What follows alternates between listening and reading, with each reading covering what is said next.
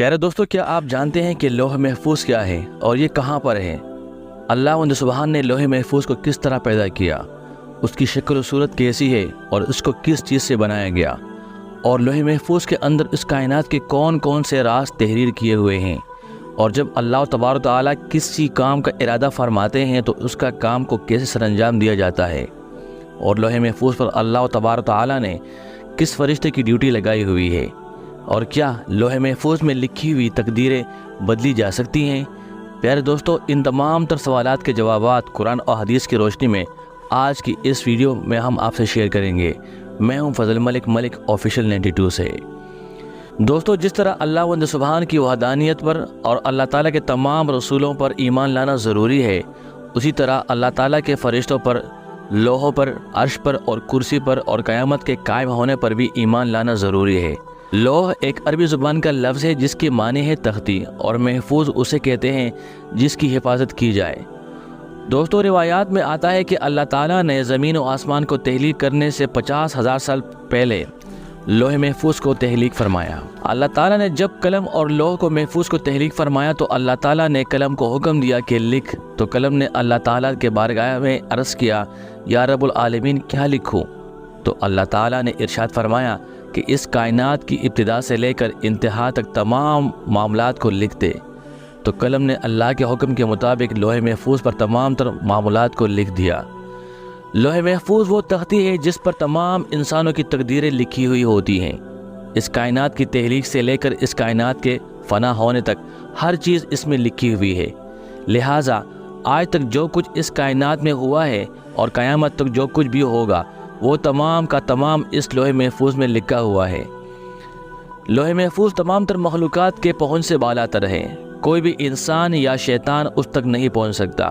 जैसा कि बुखारी शरीफ की अहदीस में है कि अल्लाह तबारक तआला ने लौह महफूज में हर चीज़ को लिख दिए और आसमान और ज़मीन को पैदा किया, और कुरान पाक के बहुत सारे मकामात पर लौह महफूज का ज़िक्र मिलता है। जैसे कि अल्लाह सुब्हान व तआला सूरह बुरूज में इरशाद फरमाता है, बल्कि ये कुरान है जो लौह महफूज में लिखा हुआ है। कुरान पाक इस आयत करीमा से पता चला कि कुरान पाक भी लौह महफूज के तहती पर लिखा हुआ है, और हमारे पास जो कुरान पाक मौजूद है ये वही कुरान पाक है जो लौह महफूज में तहरीर किया हुआ है। दूसरे मकाम पर अल्लाह ताला कुरान पाक में फरमाते हैं कि और हमने हर चीज़ लौह महफूज में शुमार करके रखी है, यानी अल्लाह ताला ने हर चीज़ को इस जहान में वाक़ होने से पहले लिख दिया था। प्यारे दोस्तों, लौह महफूज को अल्लाह ताला ने सफ़ेद मोतियों से बनाया है, और उसके सफ़ात मतलब पेजेस सुर्ख याकूत के हैं, और इसके तहरीरें नूर से लिखी हुई हैं। जैसे कि हज़रत इब्न अब्बास रज़ी अल्लाह तआला अन्हु से रिवायत है कि हुज़ूर अकरम सल्लल्लाहु अलैहि वसल्लम ने इरशाद फरमाया कि अल्लाह ताला ने लौह महफूज को सफ़ेद मोतियों से पैदा किया, और उसके सफ़ात सुर्ख याकूत के हैं, और उसका कलम नूर का है, और उसकी लिखाई भी नूर की है। और अल्लाह ताला ने रोज़ाना लौह महफूज की तरफ 360 मरतबा नज़र फरमाता है। चुनांचे अल्लाह ताला किसी को पैदा करता है, किसी को रिस्क देता है, किसी को ज़िंदगी देता है और किसी को मौत, किसी को इज़्ज़त से नवाजता है और किसी को ज़िल्लत में डालता है, और अल्लाह ताला जो चाहता है वो करता है। दोस्तों, रिवायात में आता है कि लौह महफूज की लंबाई ज़मीन और आसमान के बराबर है, और उसकी चौड़ाई मशरिक़ और मगरिब के बराबर है। लौह महफूज अर्श के दाएँ जाने में और अर्श के साथ लटकी हुई है। इब्न अब्बास रज़ियल्लाहु ताला अन्हु बयान फरमाते हैं कि लौह महफूज के सीने पर बतौर टाइटल ये अल्फाज लिखे हुए हैं कि अल्लाह के अलावा कोई इबादत के लायक नहीं, उसका दीन इस्लाम है, और मोहम्मद सल्लल्लाहु अलैहि वसल्लम उनके बंदे और रसूल हैं।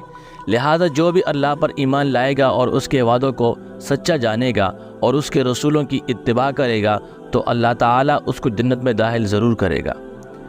प्यारे दोस्तों, लौह महफूज पर अल्लाह ताला ने हज़रत इसराफील अलैहिस्सलाम की ड्यूटी लगाई है। जैसा कि हज़रत अबू सुन्नान रहमतुल्लाह अलैह फरमाते हैं कि अल्लाह ताला के सबसे ज़्यादा करीब लौह महफूज है जो अर्श के साथ लटकी हुई है। जब अल्लाह ताला किसी शे का इरादा फरमाता है तो लौह महफूज में लिख देता है, तो ये लौह महफूज हज़रत इसराफील अलैहिस्सलाम के माथे से आके टकराती है, जबकि हज़रत इसराफील अलैहिस्सलाम अल्लाह ताला के अज़मत की वजह से अपने सर को झुकाए हुए हैं और अपनी नज़रों को नहीं उठाते। जब लौह महफूज की तख्ती हज़रत इसराफील अलैहिस्सलाम के माथे को जाकर टकराती है तो हज़रत इसराफील अलैहिस्सलाम इस पर नज़र करते हैं। اگر اس میں اللہ تعالیٰ کا حکم آسمان والوں کے لیے متعلق ہوتا ہے تو حضرت اسرافیل علیہ السلام میکائیل علیہ السلام کے سپرد کر دیتے ہیں، اور اگر کوئی حکم زمین والوں کے متعلق ہوتا ہے تو حضرت اسرافیل علیہ السلام اس حکم کو حضرت جبرائیل علیہ السلام کے سپرد کر دیتے ہیں۔ روز قیامت سب سے پہلے جس چیز کا حساب ہوگا وہ لوح محفوظ ہوگی۔ دوستو، اب بات کرتے ہیں کہ لوح محفوظ کی تقدیر کو بدلا جا سکتا ہے، اور کیا واقعی تقدیر دعاؤں سے بدلی جا سکتی ہے؟ اس کے بارے میں روایات میں آتا ہے کہ تقدیر 3 قسم کے ہوتے ہیں۔ پہلے تقدیر وہ ہوتی ہے جو عام انسانوں کی دعاؤں کی وجہ سے اللہ سبحان بدل دیتا ہے۔ دوسری تقدیر وہ ہوتی ہے جو اللہ تعالیٰ اپنے خاص بندوں یا انبیاء کرام کی دعاؤں کی وجہ سے بدل دیتا ہے۔ ان 2 قسموں کے اندر تو تقدیر کو بدلا جا سکتا ہے، لیکن تقدیر کی تیسری قسم وہ تقدیر ہے جو لوح محفوظ پر تحریر ہے۔ اس تقدیر کو نہیں بدلا جا سکتا، حتیٰ کہ لوح محفوظ پر لکھے ہوئے تقدیر کو بدلنے کے لیے کوئی نبی بھی دعا کرتا ہے تو اللہ سبحان اس کو روک دیتا ہے۔ دوستو، اس سے معلوم ہوا کہ لوح محفوظ پر جو کچھ لکھا ہوا ہے اس میں کسی قسم کی تبدیلی نہیں ہو سکتی۔ میں امید کرتا ہوں آج کی لوح محفوظ کے بارے میں یہ معلوماتی ویڈیو آپ کو ضرور پسند آئے گی۔ کل کے لیے اللہ نگہبان۔